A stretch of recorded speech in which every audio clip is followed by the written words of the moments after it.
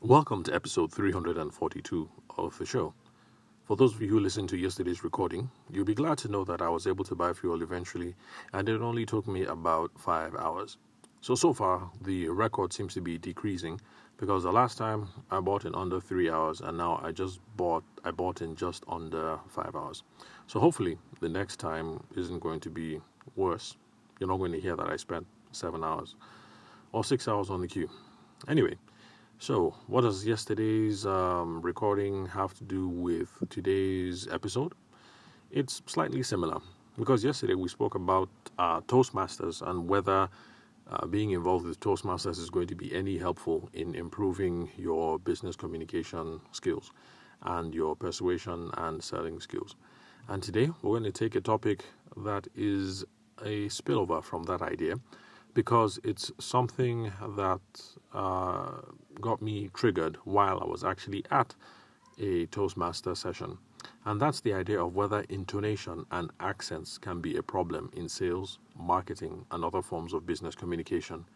Now, you remember in the recording yesterday, I hope I said anyway, Toastmasters is concerned about public speaking and how you can be effective, alluring, charismatic, stuff like that. So for the purposes of Toastmasters, it actually is a problem if your intonation is off, or if you have the wrong kind of accent, or if other regional, peculiarities. So from the perspective of being a Toastmaster, or if you want to be a wonderful orator like Barack Obama or Bill Clinton, sometimes it can be a problem if you have the wrong intonation or you have the wrong accent. But can that be a problem in sales and selling? And this is something that I like to talk about because these are some of the foibles that people have when they consider putting themselves out there to promote their businesses. I don't want to be on video because I have an H factor. I sound like I'm from Ibadan. I don't want to be, I don't like selling because I have that P and F factor. So I sound like a malo whenever I'm talking to people. I have the R problem. I sound like a thief person or like an Igbo person. So I prefer to have a sales team instead. Someone who is much more polished, who has the right look, who has the right sound. So these are all the things that bother us when we're heading into the sales process. And so I'd like us to consider all these questions about whether it is a problem if you're heading into the sales meeting, or you're trying to make your podcast, or you're trying to make your Facebook or Instagram video, or whatever it is that you're trying to use to promote your business. And I would like us to explore the question of whether that is okay, that you sound like you're from Ibadan, or that you sound like you're from Sokoto, or you sound like you're from Shangivia. Is your accent and is your intonation and all those other regional stuff, are those a problem? Like I said, these were some thoughts that were explored during a Toastmasters meeting that I attended in, I think it was 2020. Yeah, more like 2020. So this is 2022. So yeah, this was 2020. And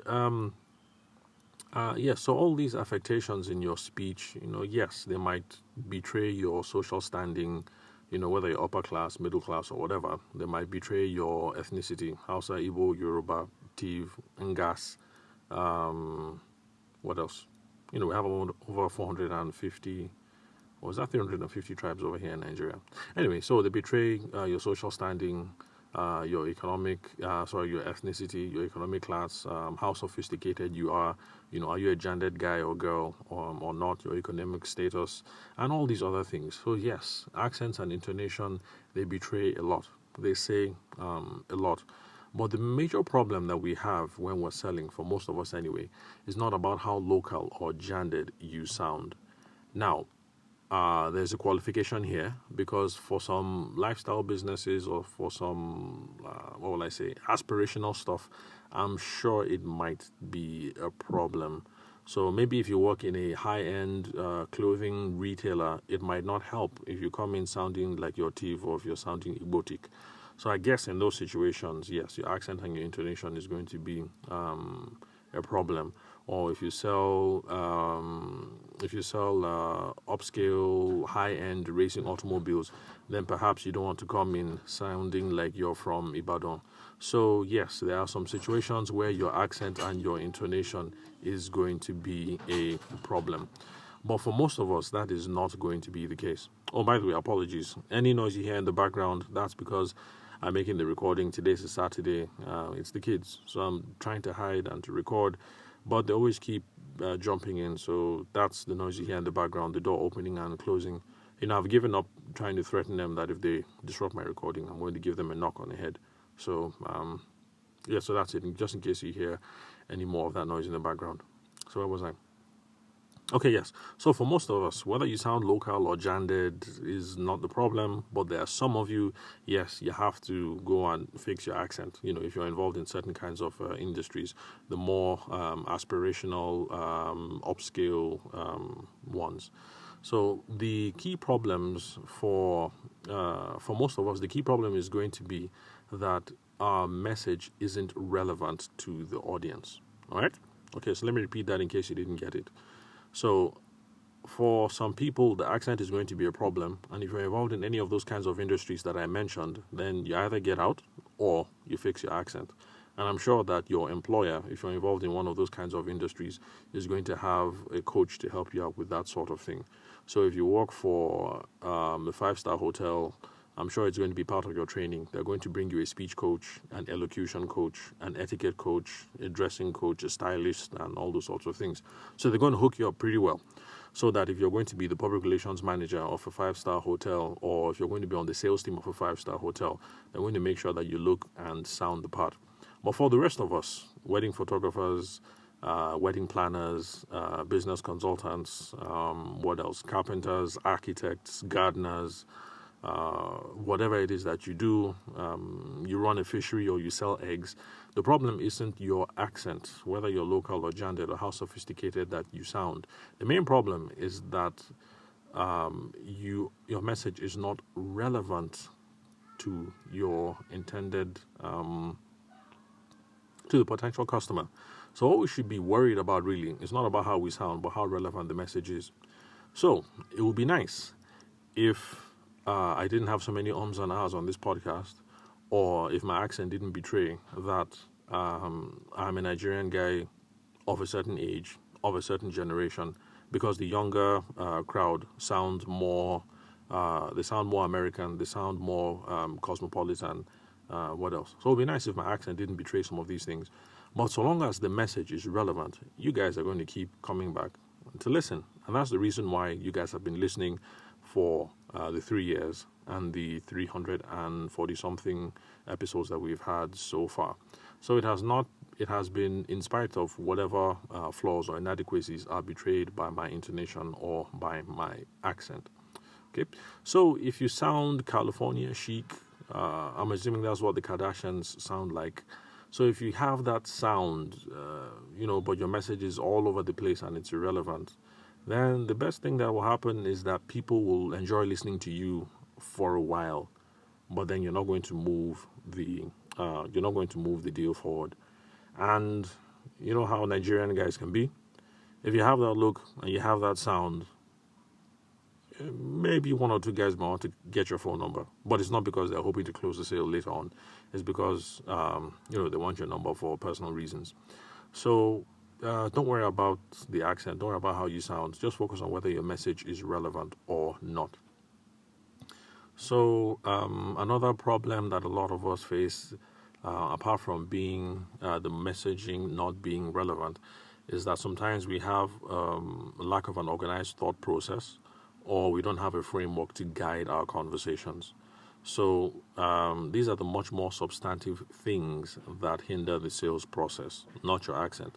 But because your message isn't properly targeted, you're speaking to the wrong person, and then you don't even have a framework for how to guide the conversation. So if you sound like you're from Ibadan, or if you sound Igbotic, but you have a well thought out, structured process, they might end up working with you as the wedding planner because you seem like the more credible professional. And in fact, there's a wedding planner here in Abuja that people take shots behind her back, like, oh, she's so Igbotic, how come her business is blowing up? And that's precisely the reason why. So yes, she's Igbotic, and yes, she has an accent, and yes, she sounds like she left the village in Anambra just last week, but she's clearly the more credible and competent professional, and that's why her business is soaring. So people don't run to her because she has an Igbo accent. They run to her in spite of the fact that she has an Igbo accent, and that's the reason why she sounds Igbotic, but she's running around planning all these high-class weddings. So her accent is not the problem. She has a well-thought-out marketing process, a well-thought-out sales process, and when she speaks to clients, obviously, when she puts out one-on-one messaging or messaging over the social media, it's irrelevant to what people want to hear. So if you don't have a clear framework or an agenda, your message is going to be all over the place, and it doesn't inspire confidence at all. So if you sound like Obasanjo or you sound like Obasanjo's uncle, that's not a problem. If you want to change your accent or adopt an accent, that's fine. There are lots of us in this space who do that, particularly the newer generation or people who are trying to appeal to the newer generation in America. They do their best to have an American lilt to their accent, even though classically what we learn in Nigerian schools is more of a British sort of thing, Queen's English, as they used to say back in the day when I was a little kid. So if you want to change your accent, then yeah, that's fine. I mean, you can do whatever it is you want, but just realize that you probably have bigger problems than whether you sound like you're from Ibadan or not. So even if you're going to fix your accent, go ahead and do that. Fix your accent, fix your intonation, work on your elocution, work on your styling if you must. But make sure that you first have an organized thought process around your daily communications. How do I send my emails? How do I start a phone conversation? How do I guide the agenda when we're in an in-person meeting? Worry about all those substantial issues first before you start working on the accent. Also, because when you have worked on all those issues, then you'll be able to hold the accent convincingly. Because if you're trying to form the accent, as we like to say, if you're trying to form the accent and you're trying to put on airs, but underneath your thought process is all scattered, you'll find yourself slipping. So you start off American, and then eventually you're sounding UK, and then some of that Igbotic thing is going to shine through, and you're going to confuse the person, and it'll be obvious that you're being pretentious. But if you've taken care of the other stuff, then you can just flow and continue your act, and it's not going to be a problem. So be sure that your message is relevant, and sure that you have a well thought out process and framework around the other aspects of your communication, and that is going to yield better and longer lasting results. So yeah, that's it pretty much. So even if you sound like Mary Amaka, it really is not that much of a big deal to your business, like I said, for most of us. On the other hand, if you do work in the sales department for one of these newer five-star hotels in Abuja or in Lagos, then yes, your employer is going to do their best to bring you up to speed, to make sure you look the part, to make sure that you sound the part. But the rest of us don't have that problem because we are probably not selling something that is too aspirational, let me put it that way. So it doesn't matter what it is that we sound like. So let's pay attention to the fundamentals and everything should be okay. So thank you very much for listening to episode 342. I'll catch you guys at the next recording.